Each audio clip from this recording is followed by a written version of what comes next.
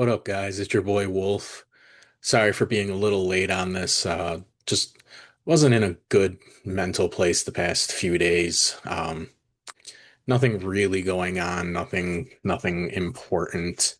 Work-related stuff. I'm taking on a bunch of overtime recently and, trying my best. I've only been at this job for about 5 months, so there's still definitely a lot to learn. And one of the problems I'm starting to have is my work has no real training program. They have no real trainer. And so what I'm finding is that they're telling me, don't listen to this person. Don't listen to this person. They don't know what they're doing. And so the team's not that big. When I was a manager for the last 3 years before I got laid off, I had a team of 21 at its peak. It might even been 23, but I'm pretty 21's what I remember. Um, and so what's kind of mind blowing is that we only have like 6 people on our team. Um, I don't even see a point in needing like an assistant manager. However, I was told that they are trying to prime me for it, even though I've only been there 5 months. But it's a challenge that I constantly wonder whether it'll be worth it or not. I think it will be, but it's getting to the point now where I'm constantly having to ask questions because I'm taking on more stuff as I grow every, 3 months, 6 months, et cetera, et cetera.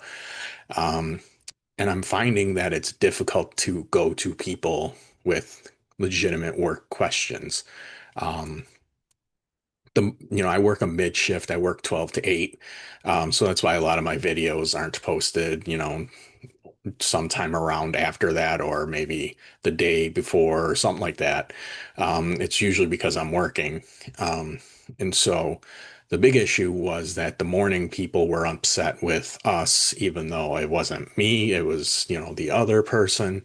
There was a lot of back and forth. So they switched like all of the workload around, so I can take on the things that the other person wasn't getting done. Um, in essence, this made her job much easier and mine more difficult, mostly because I don't know what I'm doing with that other stuff. So I'm trying to wing it and then I'm asking questions, but if I put it in the group chat, I always get like this passive aggressive or, you're so dumb. Like, here's a bunch of screenshots of stuff you already know, even though I asked for maybe 1% of what they're sending me. And it's getting extremely frustrating to have to deal with that every day. So it's getting to a point now where I just come in, do what I got to do, and leave. I'm probably not going to ask any more questions. I'm just going to do what I got to do and deal with the consequences later. My old boss always said, ask for forgiveness, not permission. And that's exactly what I'm going to do. But I didn't come here to just complain about work. That was just kind of my intro. I promise I'm going to make this video short because I really only want to talk about one topic, and that is the end of SmackDown last week, where John Cena sat on the turnbuckle and proceeded to do a pipe bomb over CM Punk. And that's usually why I hold my mic, because if I do that, then it falls over and it's a dumpster fire. But I'm not going to edit it out. I don't care right now. It's almost midnight here. Um, so yeah, let's talk about it. I actually took notes this time, so I'm going to hold these notes up so I can take a look at them. First of all, it was way too goddamn long. I don't remember the original pipe bomb taking that long. Maybe it did, and I just don't remember. But I thought, that pipe bomb was maybe 5 to 6 minutes. This was over 10 minutes long. It was just way too long. Um, Secondly, he hit CM Punk, let's start back. He hit R-Truth with the belt in the entranceway. They literally abyssed R-Truth out to literally somewhere else, some other dimension, because he didn't make his presence felt. Apparently, he showed up after the show, which why? But regardless, during this segment, like you would think that R-Truth getting hit with the belt and how long this segment was going, that he could have at least rushed the ring, still holding his head, and all the agents and producers and all that nonsense, hold him back. And then after the show ends, like then you can do the big, beat him beating the crap out of it. Like you got one of the most over baby faces in the world, and you're regulating him to basically getting knocked out and then giving him his comeback off air. It makes no sense. It's literally like makes no sense to me. Um, but let's talk about the next thing. So, CM Punk just laid in the ring like he literally got shot, stabbed, and you know, raped and pillaged, and he just got thrown through a table. Like we've seen people get thrown through tables, and they get up within 30 seconds. He gets hit with an AA through the table, and he's down for 10 minutes, like comatose. Um, at least with the CM Punk pipe bomb on John Cena, he went to the ramp, and there were referees attending to John Cena as he was talking. This one, everything was done in the ring. There was nobody there to at least kind of do something with Punk so he just doesn't look like he's just laying there prone, like for no reason. Like the camera, like the way the camera was placed was Punk was kind of in the forefront and Cena was behind him, like sitting above him, which is a great look because when you think about it, CM Punk is beneath John Cena, at least in his eyes. So he should be laying below. It's just a visual of where Cena feels he is versus CM Punk. I get that, but don't have a 10-minute promo with him laying there like he just got, his beheaded, and he didn't. He was perfectly fine. He's even got up from way worse, way faster. And so it was a bad optic. It was poorly planned. Um, and I want to stress right now, the content of the promo was fine. My only kind of complaint about it is it pretty much was the same format as the CM Punk pipe bomb. I get why they went for that. They wanted to, because they've been building this whole yin becomes yang, yang becomes yin, which by the way, those promos are dreadful.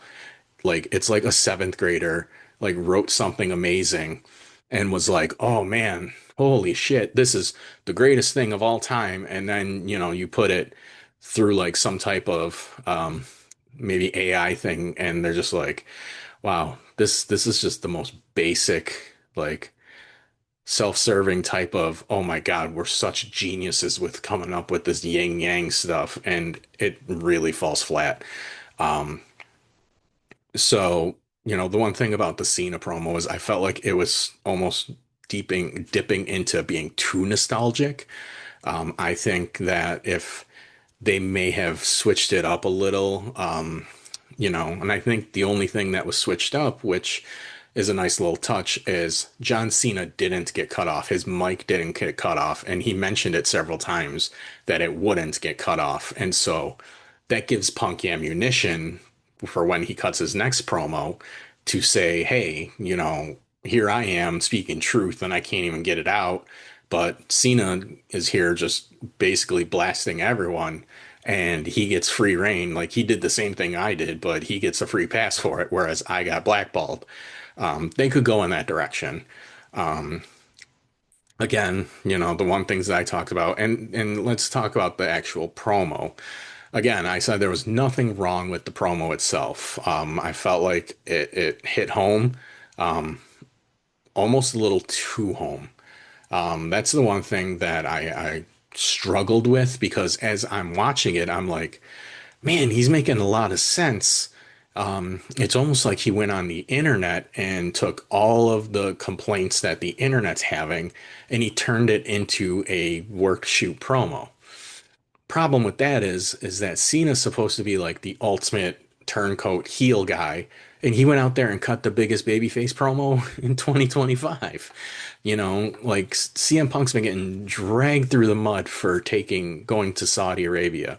Like everyone, pointed out, how he told everyone to, fuck off and take, the blood money. And here he is, kind of defending himself, saying like, "Oh, I never had a problem with Saudi Arabia itself."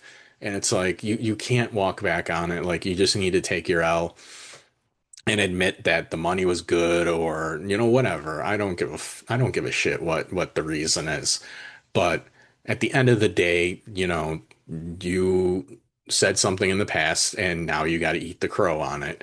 But Cena, what he said is everything that the fans are resenting Punk for.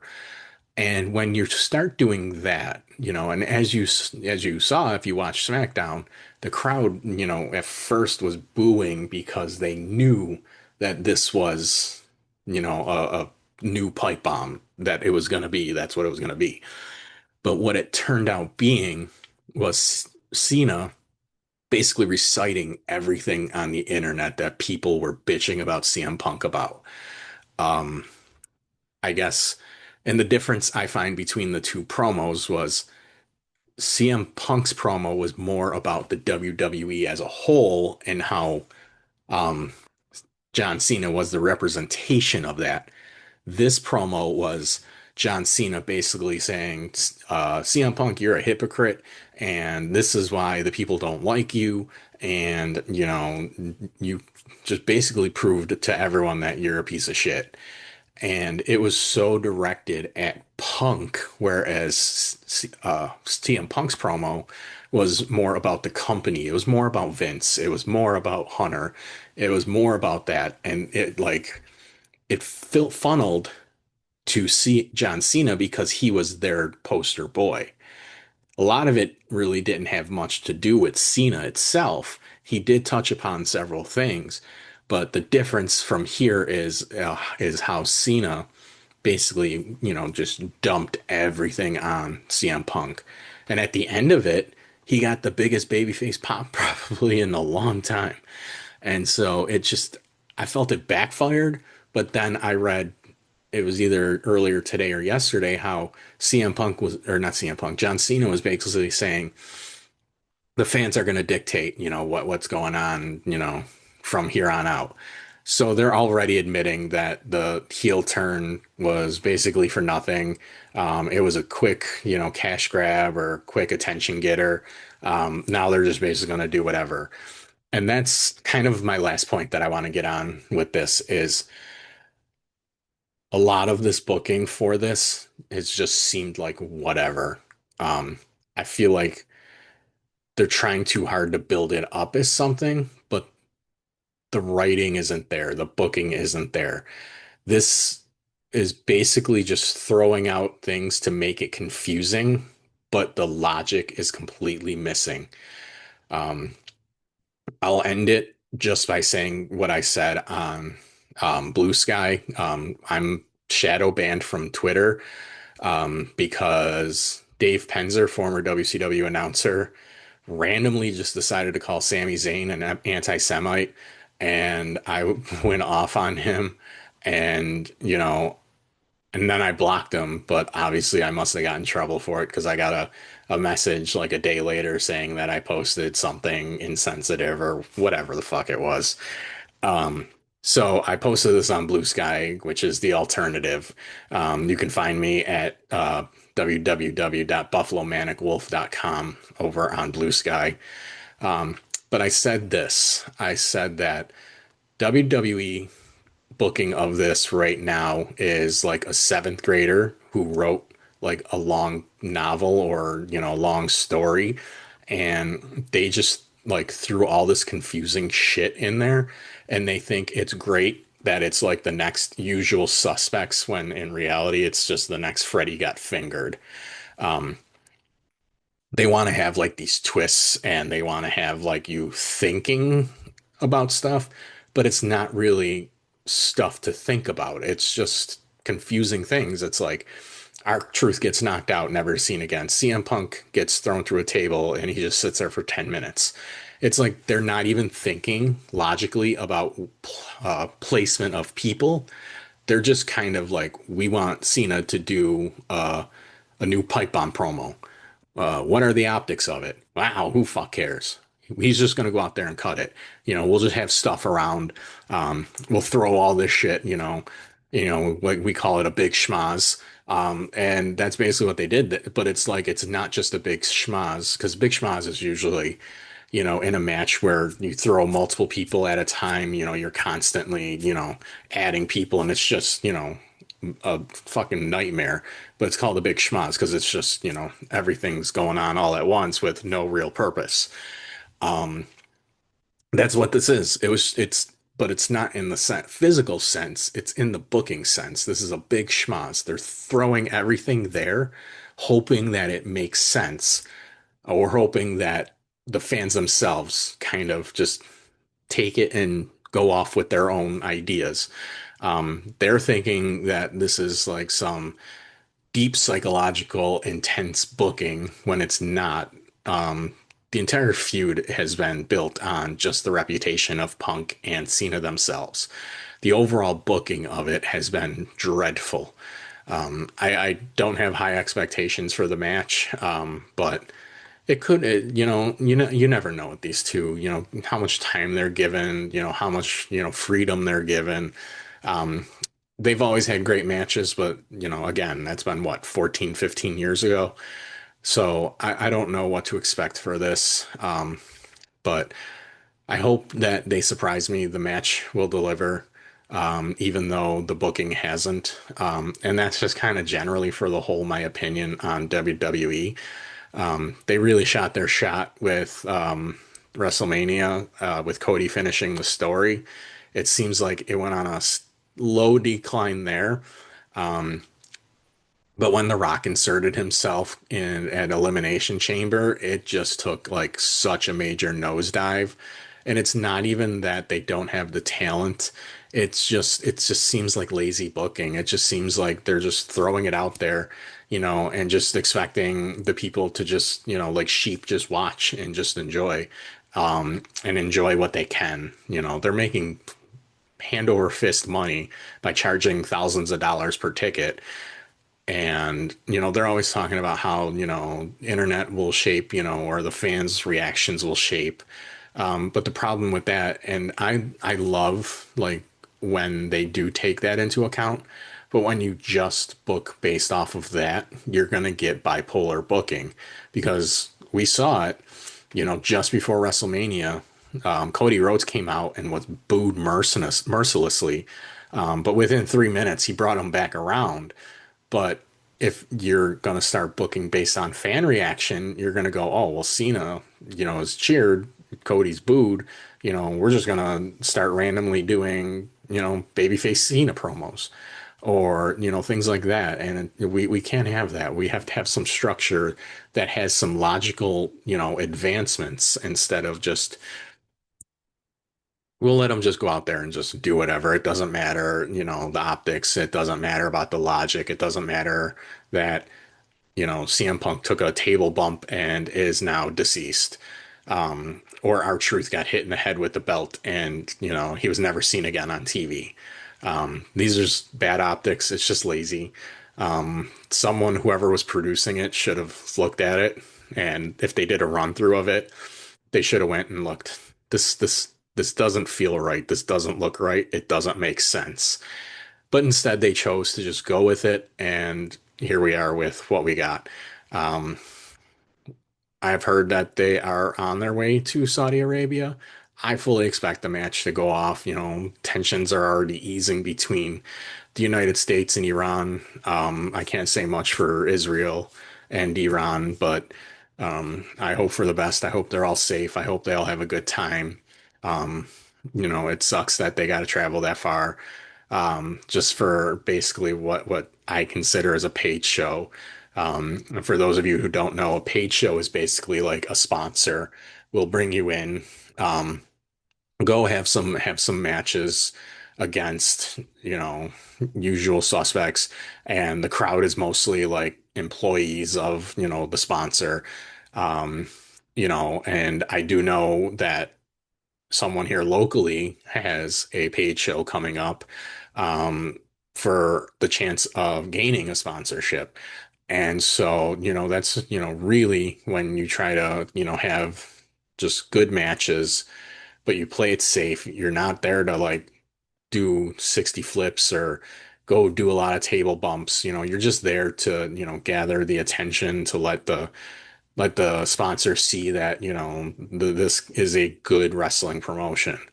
Um, so in a lot of ways, that's what these Saudi shows are.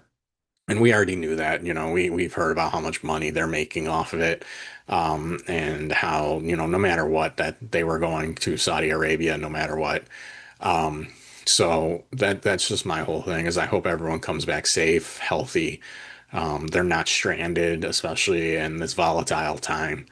Um, so yeah, that's all I really wanted to say. I wanted to post this on Monday, but yeah, just real life job is taking a very big mental toll on me, and I needed some time away to just kind of reflect and get my shit together, for lack of better term. Um, so we got a big night of wrestling, 1 p.m. Eastern time. I love it. Um, I do have an interview for my next episode, or not my next episode, but my Monday episode. I have on Saturday. I have Dr. Red Roberts. None of you have ever heard of him, or maybe very few have heard of him. Um, he is a doctor of forensic psychology who also moonlighted as a professional wrestler and manager in the late 1980s. Um, Great promo. I'm going to have some clips of him just, for those not familiar. But I talked to him and we set it up, and I'm very excited. I mentioned this in my first video how I'm very big on psychology and logic and things making sense. And I'm excited because this is the type of person that I would love to sit and just spend hours picking their brain on. But I'm going to try to fit it all in about 20 minutes. So hopefully you guys enjoy that. I truly believe he's the most interesting man that pro wrestling fans have never heard of, or very few have heard of. So I really, really want you guys to come in and take a listen to someone who is an expert in the field. Um, and I hope that we can discuss, old school wrestling psychology, new school wrestling psychology, and how maybe there could be a bridge, to where both kind of are happy with, the psychology and logic in wrestling today. So with that said, I'm gonna take off for the night. I got more work, more overtime, more, hate in my heart for tomorrow and the next day. Um, but we'll get there. And, I hope you guys have a great couple days. Get ready for the weekend. And, I hope all the best for you guys. And I'll see you next time. Take care, everyone.